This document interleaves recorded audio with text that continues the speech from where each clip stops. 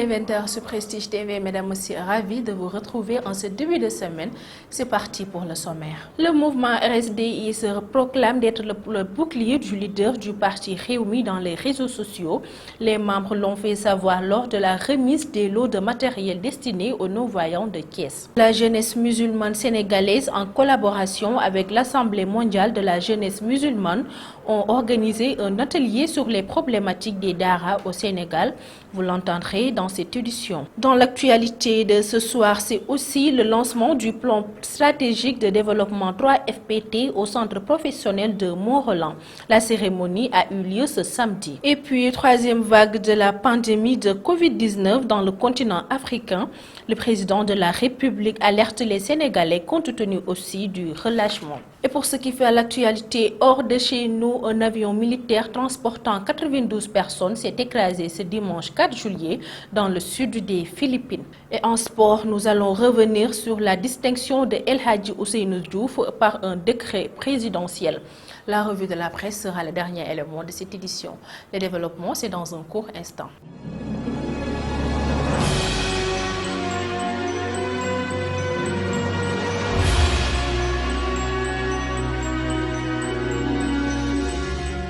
Né au lendemain des événements du mois de mars, la RSDI, stratégie de riposte de la défense du président Idrissa Seck, se fixe comme objectif d'être le bouclier du leader du parti Rewmi dans les réseaux sociaux. La présidente de cette organisation a également magnifié les retrouvailles Idi Maki et s'est exprimée lors de la remise de lots de matériel offert aux non-voyants de Thiès. Ces propos sont recueillis par Mamadou Ndion. Le mouvement SRDI, c'est stratégie et riposte pour la défense du président Idrissa Seck. Alors c'est un mouvement qui est né dans les lombes du parti Rewmi, rien que pour renforcer le Rewmi contre les attaques, surtout lorsque le président Idrissa Seck a été nommé et a été accompagné de 2 de ses ministres.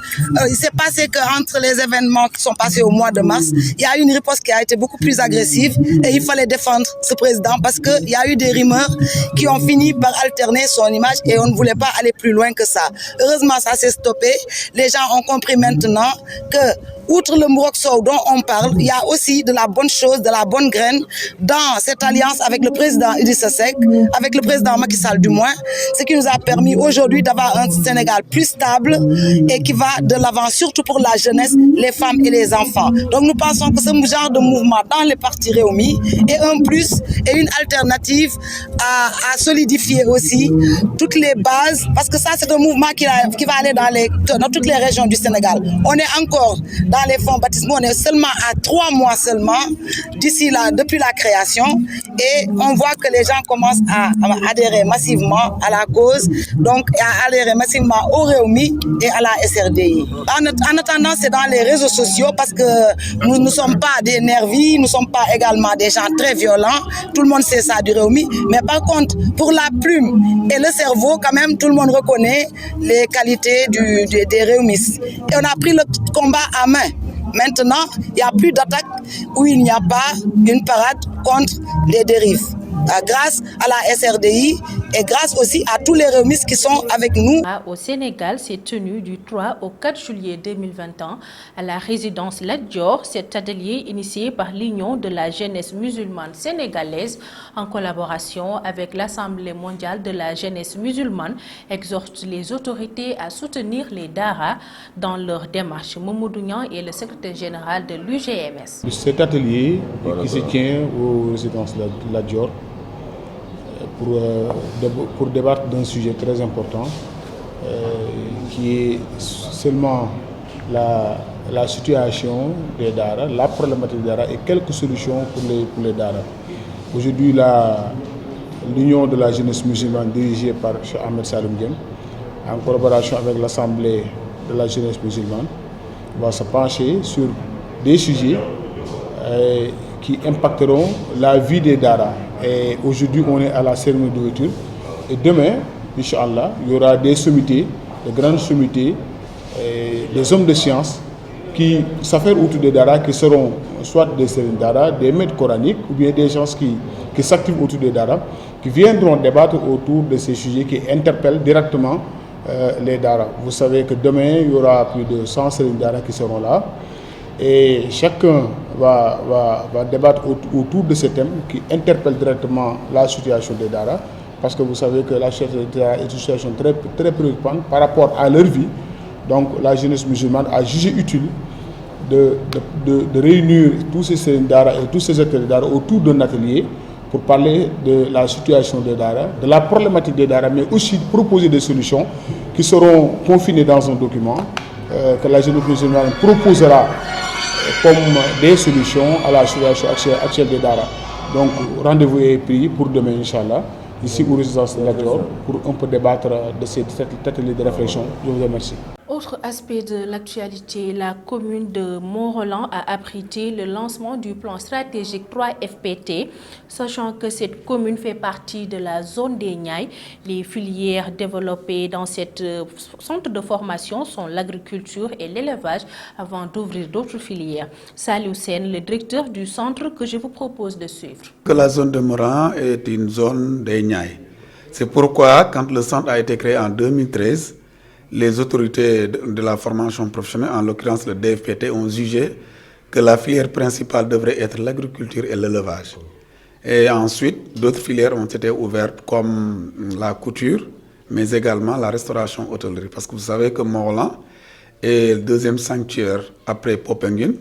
Donc donc l'hôtellerie devrait être développée dans cette zone. Et au fur et à mesure que les choses avancent, aujourd'hui, nous avons pensé qu'il faudrait, dans le sens quand même, de diversifier les filières. Donc, au-delà de ces 3 filières existantes, je pense qu'avec ce PSD, nous allons mettre en place ce qu'on appelle les filières industrielles. Donc, la mécanique auto, électricité, le bâtiment, BTP, donc plomberie, toutes ces filières-là. Je pense qu'au niveau du PSD, nous allons essayer de voir avec les entreprises de la place, telles que Dangote et autres entreprises, voir quelles sont les filières qu'il faudra mettre en place pour booster le développement socio-économique de ce centre. Aujourd'hui, nous tendons vers ce qu'on appelle la formation alternance école et entreprise. Et les jeunes qui seront formés au niveau de ce centre pourront alterner théorie, mais pratique également au niveau des études. Mais nous avons pensé que notre environnement immédiat, c'est Dangote. Et le monsieur le maire Dangote, je pense qu'une réunion a été tenue en présence de monsieur Mohamed Ndiaye, chargé de la formation, et de monsieur le maire ici présent. Nous avons réfléchi pour dire que si Dangote utilise aujourd'hui plus de 400 hectares des terres montrélandaises, et quand le président demande aux entreprises de faire tout pour participer à l'emploi et à l'insertion des jeunes, Dangote nous a fait cette proposition. Le maire de la commune de Mont-Roland, Yves Lamine Ciss, annonce d'autres projets et promet que la mairie va accompagner ces jeunes pour leur insertion dans la vie professionnelle. Nous l'écoutons. Donc avec les projets de l'État, par exemple, il y a le Paysan, il y a aussi le projet Agri-Jeunes. Tout ça, c'est des projets qui sont là, qui vont aider. La commune peut-être va accompagner avec le centre de formation qui a un dispositif d'insertion des jeunes aussi. Vraiment, à ce niveau, nous n'avons pas beaucoup de crainte, mais on croit que les choses vont bientôt se dérouler comme nous le souhaitons. En tout cas, nous remercions tous les partenaires, toutes les entreprises qui sont là, qui nous accompagnent pour le recrutement des jeunes, pour l'emploi des jeunes. Nous qui sommes là, nous avons fait le certificat à Thiès.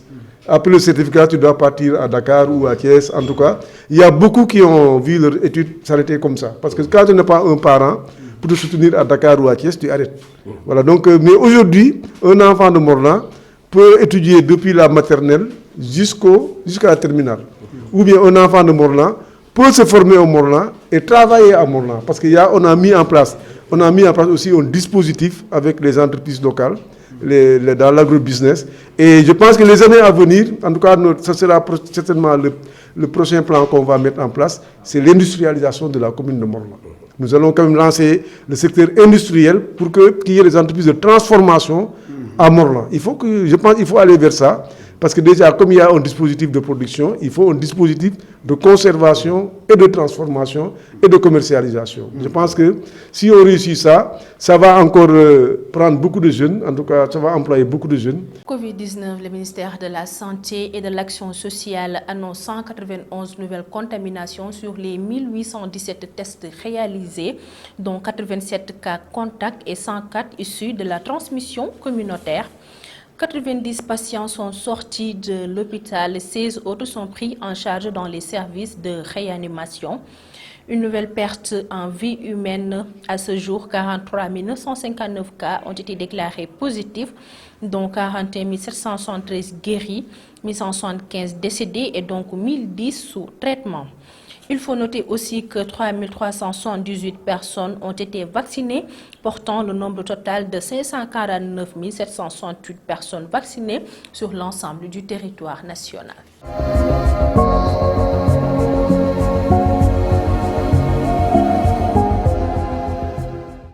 Suite à la courbe ascendante des cas de Covid-19 qui annonce la troisième vague de la pandémie du nouveau coronavirus, le président de la République alerte en annonçant que cette nouvelle variante risque d'être un peu difficile pour le continent africain. Tel est le point phare de l'actualité nationale à la présentation. Fatou Fall. Démarrons l'actualité nationale avec la Légion de la gendarmerie ouest a conduit une vaste opération de sécurisation dans le quartier flottant dit Cité Imbécile, secteur de Anne-Koloban, dans la matinée du samedi 3 juillet 2021 entre 6h et 11h du matin. Au bilan, près de 2071 personnes de diverses nationalités, dont 115 femmes, ont été interpellées, dont 3 individus arrêtés pour recel, 16 personnes arrêtées pour détention et port d'armes blanches et 9 personnes arrêtées pour détention et usage de chèvres indiens. Ensuite, la troisième vague de la pandémie du nouveau coronavirus qui touche l'Afrique depuis quelques semaines risque d'être un peu difficile pour le continent, a alerté dimanche le président sénégalais. Cette dernière poussée épidémie qui correspond à ce qu'on appelle la troisième vague risque d'être un peu difficile pour le continent à cause du variant Delta et compte tenu aussi du relâchement, a dit Macky Sall. Terminons avec le ministre de l'élevage et des productions animales a rendu visite ce dimanche 4 juillet aux éleveurs et opérateurs installés au forail de Dahara pour s'acquérir de la situation qui prévaut dans ce grand marché à bétail. À moins de 3 semaines de la fête de la Tabaski, selon Ali Saleh Diop, le marché est bien provisionné en moutons et les prix sont très accessibles. Sur l'international, un avion militaire transportant 92 personnes s'est écrasé dimanche 4 juillet dans le sud des Philippines, a déclaré le chef des forces armées Kirilito Sohana. À la présentation. Démarrons les actualités internationales avec la spirale de la violence qui s'aggrave en Birmanie, où des groupes d'opposants à la junte ont pris les armes pour en découdre avec les forces militaires. C'est lors d'un affrontement de ce type que 25 combattants et civils opposés au coup d'État ont été tués par l'armée, ont rapporté les villageois hier dimanche 4 juillet. Un avion militaire transportant 92 personnes s'est écrasé hier dimanche dans le sud des Philippines, a déclaré le chef des forces armées Cirilito Sobejana. Au moins 45 personnes sont mortes et 50 personnes ont été sauvées de l'appareil en feu, un C-130 qui s'est écrasé alors qu'il tentait d'atterrir sur l'île de Jolo dans la province de Sulu, a déclaré dans un communiqué le général William Gonzalez. L'armée malienne a annoncé la mort de 4 de ses soldats hier dimanche dans une attaque menée par un groupe armé terroriste contre leur convoi dans le nord-ouest du pays, près de la frontière mauritanienne. Une mission administrative FAMA en partance pour l'Éré dans la région de Tombouctou a été attaquée par un groupe armé terroriste non encore identifié, a indiqué l'armée sur les...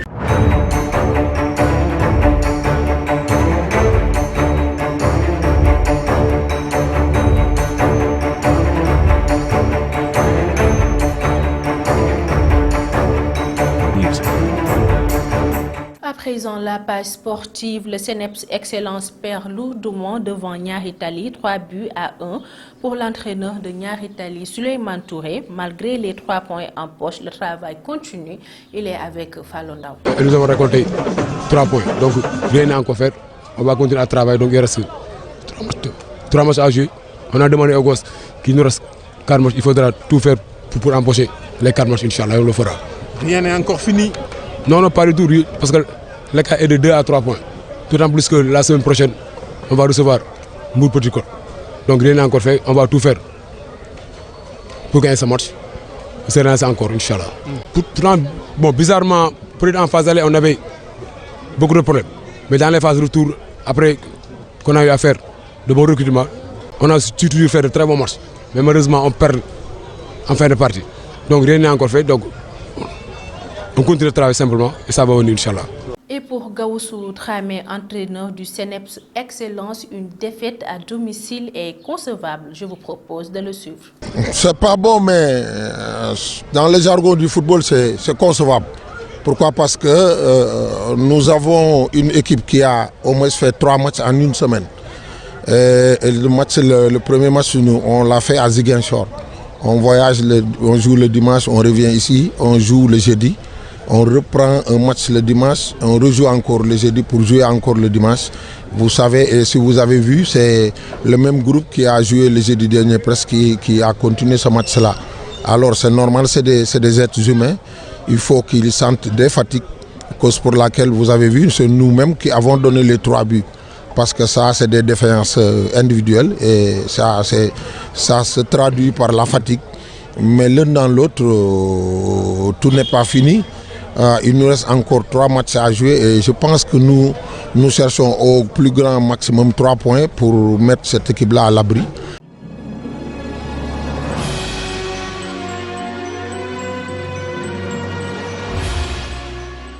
Bienvenue. Le Soleil à sa une revient sur les propos du président Macky Sall concernant la 3e vague de la pandémie du nouveau corona qui touche l'Afrique depuis quelques semaines.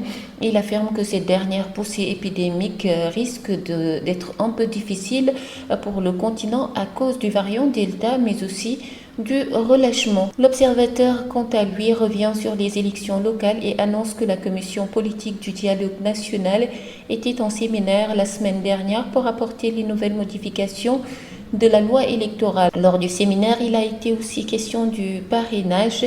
Il n'y a pas de parrainage pour les locales, mais pour les listes indépendantes, elles doivent en remplacement du récépissé avoir un certain nombre de signatures pour porter leur candidature. Le journal Les Échos rapporte que la décision du Conseil d'État français de retirer le Sénégal des pays sûrs pour l'immigration risque de créer un climat lourd après le communiqué de l'Association d'aide de défense homosexuelle pour l'égalité des orientations sexuelles de la France. En plus de se réjouir de cette décision, la DEROS appelle les gays et lesbiennes du Sénégal à la résistance. La dite association les invite à intégrer le mouvement dénommé Collectif Sénégalais Libre, Doumassi Débat. Le quotidien annonce que Madiambal Diagne affirme que la déclaration faite par Téléco l'accusant d'escroquerie et de viol lors du procès du 3 juin dernier ne figure pas dans l'extrait du plomitif d'audience. Il poursuit: cela montre une collusion manifeste du tribunal qui veut protéger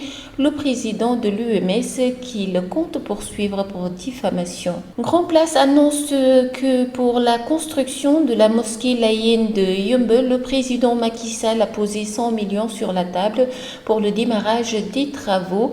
Amadou Hott, qui représentait Macky lors de la cérémonie de lancement natif de la dite localité, a promis son engagement à accompagner le projet. Il a par ailleurs contribué à hauteur de 10 millions de nos francs et annonce qu'il va également y associer ses amis et relations à travers le monde. La Tribune, à sa page 5, donne une information concernant le mouvement Gumsebop et annonce 90 responsables politiques venant du camp du pouvoir et de l'opposition qui ont rallié le mouvement de Bougane Gueye Dany. Ce vaste ralliement, indique nos confrères, a été fait vendredi lors d'un grand rassemblement organisé à Touba Darou Tanzil. Les adhésions accueillies à bras ouverts par le natif de Saint-Louis Dany. Stade pour clore, Ligue 1, le leader Teungueth FC chute. Pikine et Diambar n'en profitent pas. Football toujours National 1 et National 2 finale. Also FA et AS Kolda champion des amateurs. Euro dernier qualifié pour les demi. Angleterre de haut vol, Danemark épatant. Ballon d'or africain de l'année, Ghana Football Awards trace la voie à Mendy, premier joueur non ghanéen sacré. Je suis très reconnaissant pour ce trophée. Copa América, Brésil-Pérou à 23h. Dernier obstacle vers la finale rêvée contre Argentine, c'est la question. Très bonne lecture. Je vous le disais tantôt dans le sommaire, El Hadji Ousseynou Diouf a reçu une nouvelle distinction. Il a été élevé au rang d'officier de l'Ordre national du Lion par le président de la République, selon un décret paru à la date du jeudi 24 juin 2021. Un titre bien mérité, sachant que l'ancien buteur sénégalais a porté très haut les couleurs de sa nation, avec un total de 67 sélections pour 21 buts. Et c'est la fin de cette édition. Merci de l'avoir suivi. Merci également à toute l'équipe de la régie.